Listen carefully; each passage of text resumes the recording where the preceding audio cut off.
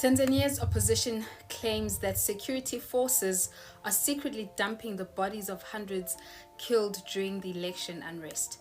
Authorities have not yet responded to the allegation. There are also reports of a crackdown on foreigners living in the country after the newly inaugurated President Samia Suluhu Hassan accused outsiders of inciting and stoking political tensions. Human rights groups claim people may have been killed in Tanzania and are secretly buried in mass graves in various parts of the country during the recently concluded sham elections, raising fears of a large-scale human rights violation.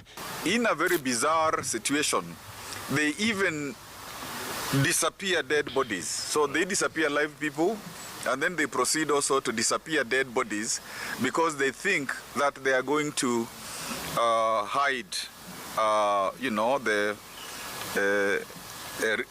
evidence of what they have done. The Suluhu regime has been digging mass graves across Tanzania, especially in Mabopande, to hurriedly conceal the bodies of victims.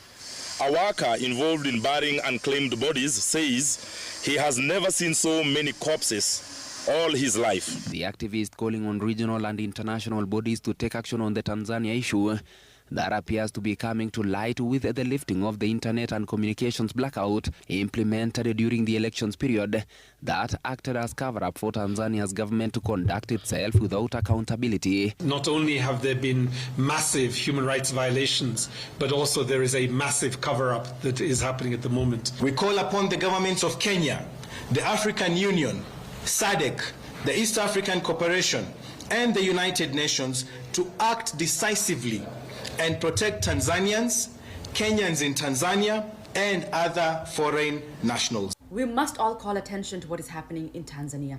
Tanzanian youth are being massacred.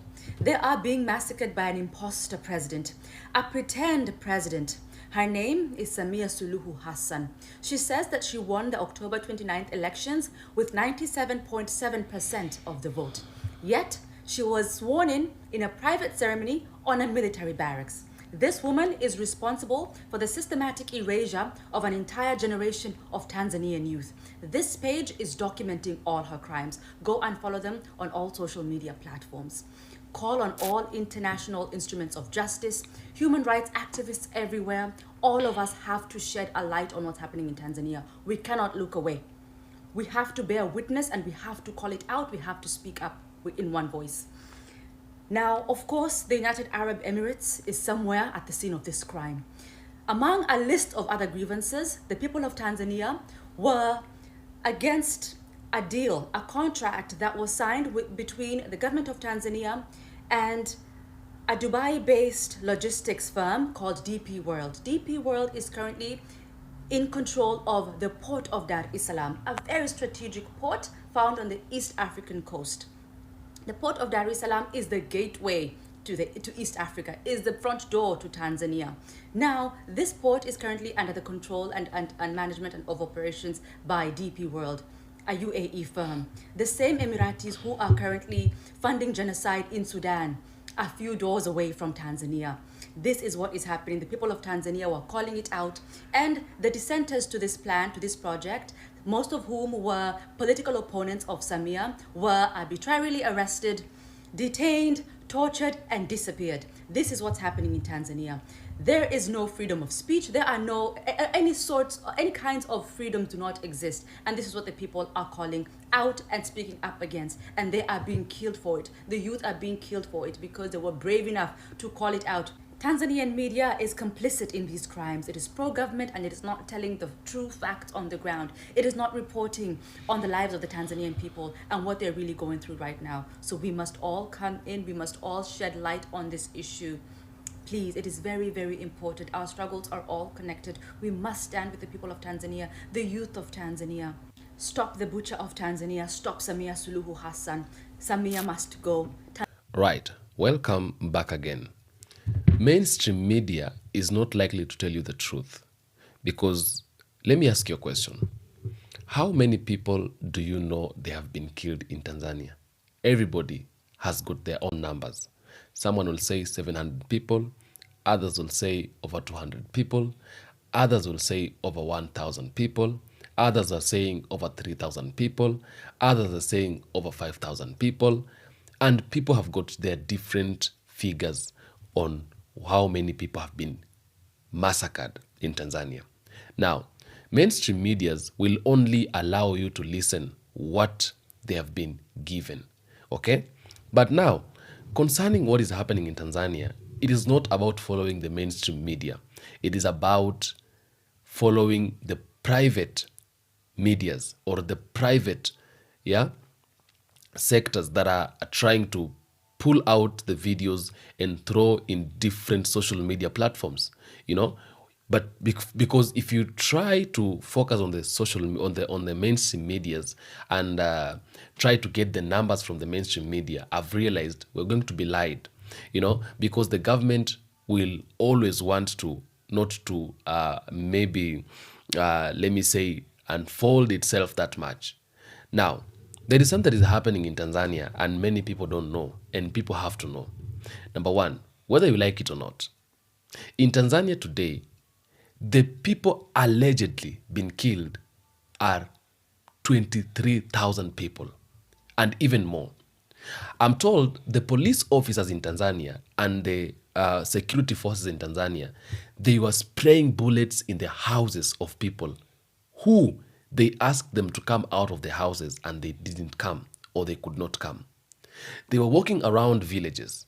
If they find a group of people in the house, men, children, mothers, if they find a group of people, a number like more than 2, 3, 4, 5, they will ask you questions. If you fail to answer the questions, they spray bullets on your door. They spray bullets on you and they dump the bodies, And I think the president of Tanzania has been using this way to instill fear. And my question is, even if it's to instill fear, do you have to kill thousands of people? Follow the Mange Kimambi page, the activist who doesn't live in Tanzania. She lives in the United States of America. And I believe Mange Kimambi is still alive because she doesn't live in Tanzania. She'd be living in Tanzania, maybe should not have survived. Maybe should have been taken, because I've heard even there are some other security forces who are saying they will arrest her. But the question is, why are they arresting her? If you follow the page of that girl, she's an activist. She's revealing the people that have been killed in Tanzania. She is even the one who placed out on the social media the videos and the images of the people who had been killed in Tanzania. And the truth of the matter is that the people who have been killed in Tanzania are 20,000 people and above. It has never happened in the history. Even in Kenya, during the 2007 post-election violence, people who died, they are not even close to that number that we are seeing, And right now, as we are talking, the people who have died in Tanzania are more than 20,000 people. That is according to the private sources that are coming out. The mainstream media, obviously, they won't report this. That is why you realize that people have got their different views and they've got their different figures and numbers concerning the people who have been killed in Tanzania. Now, take a look at this video. We assure you that we have people in Tanzania who are documenting, who are following up on everything. We are making sure we have credible evidence that can be used not just in Tanzania, but also at the international level, so that those responsible will be held to account. At this point in time, because of the internet blackout, the media blockage, this information is shared, but it is shared in a manner that will not put those who are collecting it at risk. And this information we are getting from within Tanzania, mainly in Dar es Salaam and Arusha. This is where we have, the most number of complaints that are coming in, cases that are coming in. But as I said, once we have full connection with our counterparts in Tanzania, we will be able to verify and also give you statistics, including names, details, where it happened, and everything. Kenyans are being tracked down, chased, and disappearing as we speak. In the first 3 weeks of October 2025, 55 people were tracked, abducted, murdered, and disappeared without a trace. Due to the ongoing communication challenges in Tanzania, it is difficult to quantify the number of people who are currently being hunted. Police are reportedly using photographs scrapped from protest footage to identify their targets. Those captured are tortured, disappeared, or summarily executed. This brutality has not been confined to demonstrators alone. Street children, mothers and children in their homes, religious leaders, doctors and nurses, citizens of East Africa, business owners, and many innocent citizens going about their own businesses, who played no role in the legal protests, were also targeted and shot.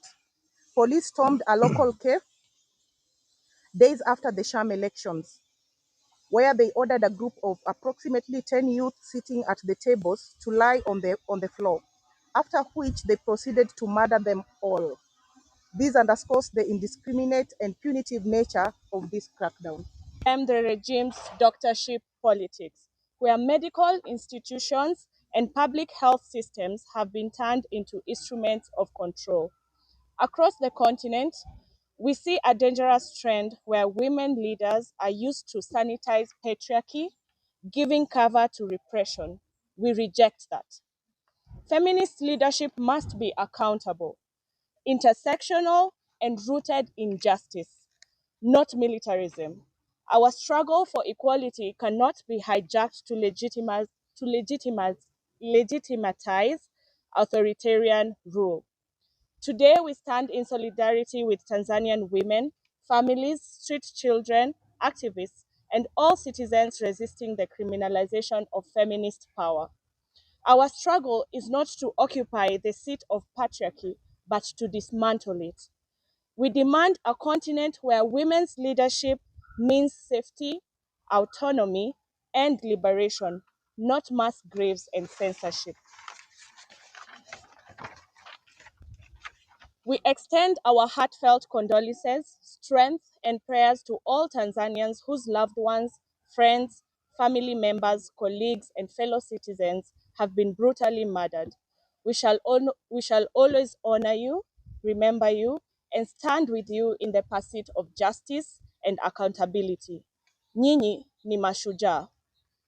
We also commend the people of Tanzania, particularly the youth, for their vigilance in standing up for democracy and their resolute commitment in the face of incredible violence. And we reiterate our solidarity with them as all generations of Tanzanians who are working closely together, crying and mourning this tragic loss, yet also organizing. They strive for a fresh start from the current crisis towards a better future for everyone, especially their young people. Is experiencing a humanitarian catastrophe, and although the dictators of the region are collaborating to spill more blood, the citizens of the region will not enable another blood-soaked crisis. Therefore, we demand: 1. President Samia Suluhu must step down immediately. She lacks legitimacy, has lost the moral mandate to govern, and now presides over mass atrocities. She must resign and must be immediately prosecuted to the full extent of the law for her crimes against humanity. 2. Respect the urgent demand from Tanzanians for an immediate transition to an interim government to oversee the long-delayed political reforms and prepare for credible elections in the future under independent oversight. 3.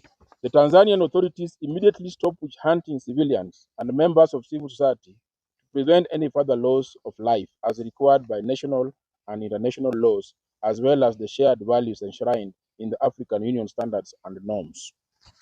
4. The Tanzanian Communication Regulatory Authority should be held immediately accountable for its role in blocking internet access and network bandwidth in the country, thereby denying necessary communication to facilitate urgent human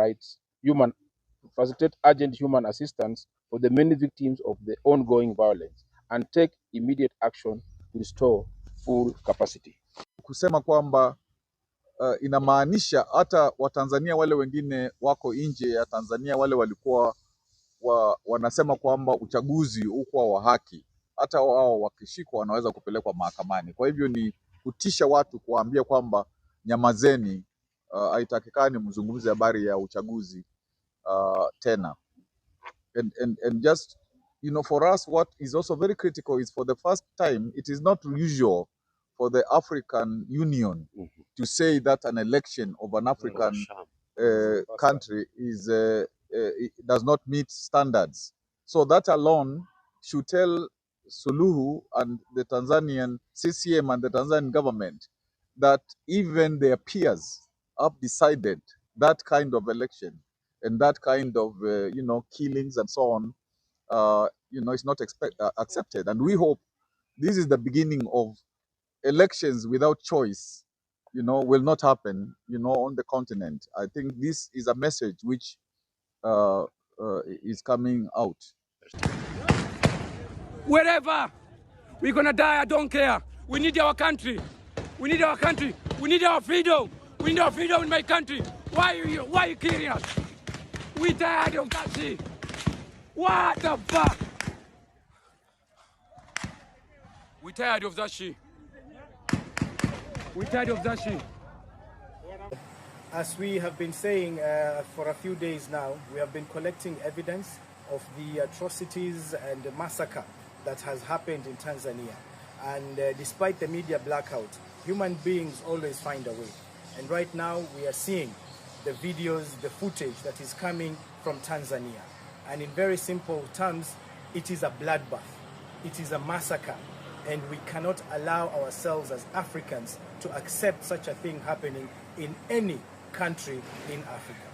We are also receiving information that the Tanzanian government is trying to hide what has happened by going to hospitals and morgues, collecting bodies. We don't even understand where they're going to take those bodies to. At the same time, they are moving across shops, that are strategically positioned, collecting CCTV evidence. This is a very clear indication that they're trying to hide the atrocities that have been committed. We are saying, as Kenyans, as Africans, we cannot let this just pass like that. As Africans, I want to strongly condemn what has happened in Tanzania. Here's the latest from Tanzania. Just 2 days ago, I told you that more than 700 people had been killed in Tanzania. That number is well over 1,000 people now. Well over 1,000. Now, you will hear the government and other sources saying that that number is only XYZ.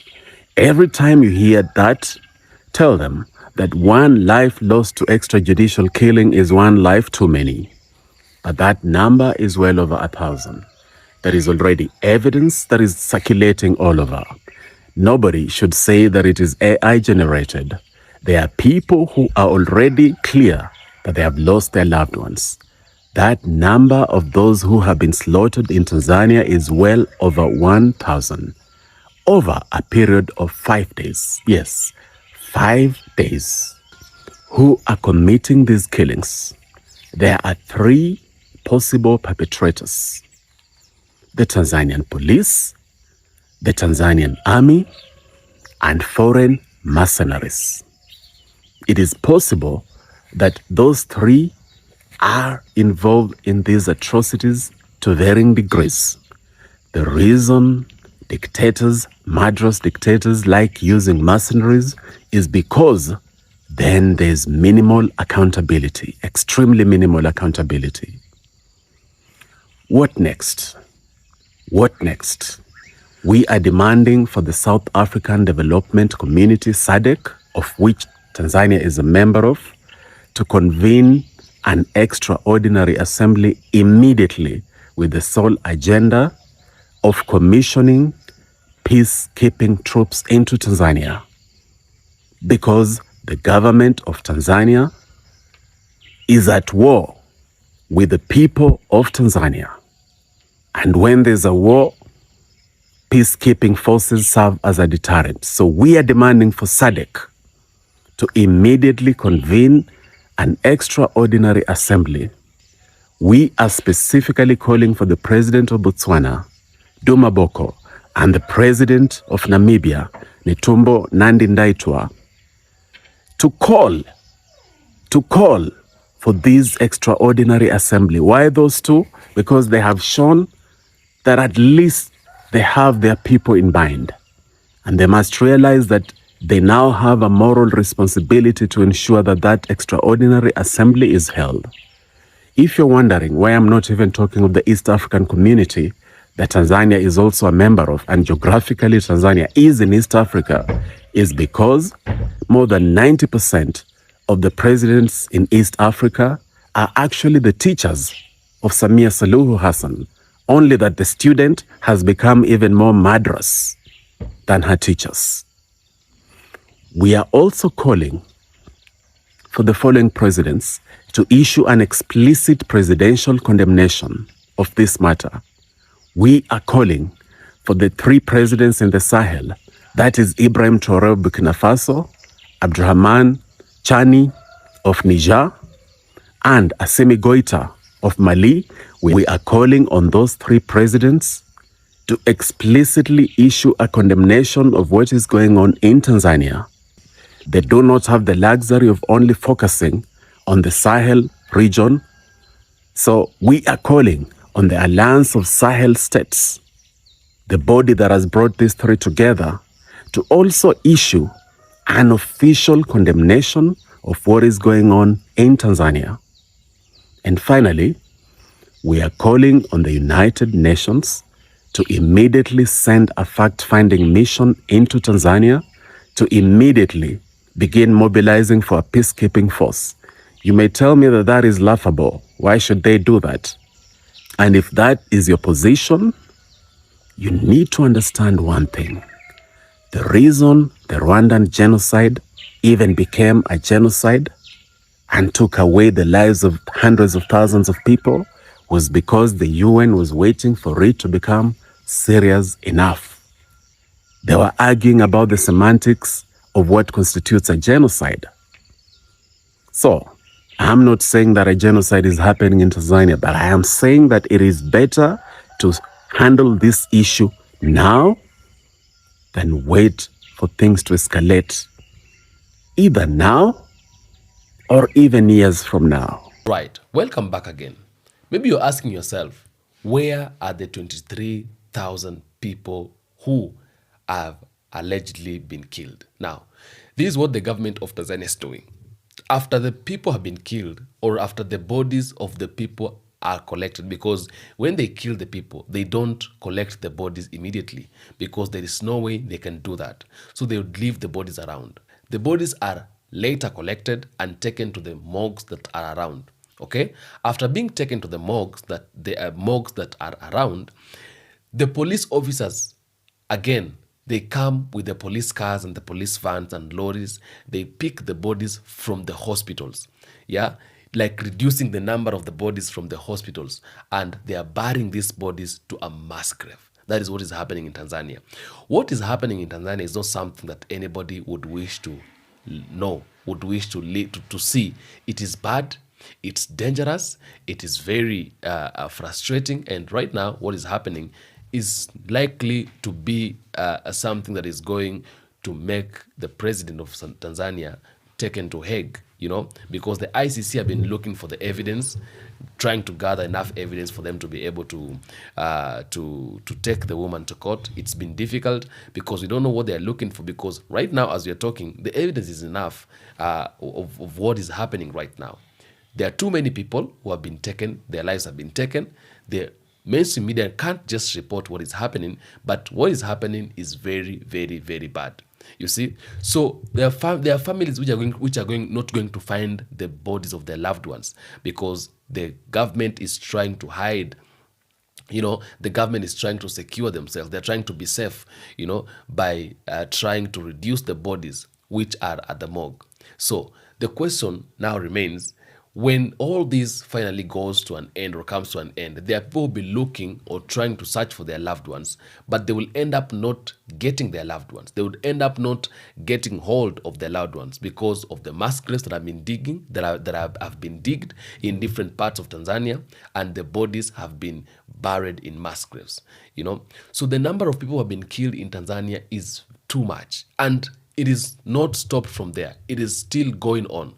You know, the people are still being killed. You don't have to speak. You don't have to say a word. You don't have to say anything. And I want to blame the Tanzanian citizens a little bit, because Tanzanians started something and they didn't finish. They left it at the road. Now the government is trying to hit back. The mission was to take Samia Suluhu Hassan home. The mission was to demonstrate until Samia Suluhu Hassan goes home. But the problem that Tanzanians did, they stood back. By standing back, it means you've given the government time and moment and space to retaliate. Now, what the government of Tanzania is doing is simply retaliating now and trying to show the people that what you are doing, if you try it again, this is the same thing that we will do.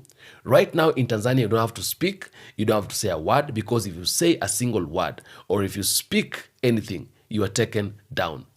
That is what just happened to Nifa. Nifa didn't do anything serious. Nifa did not actually had any offense.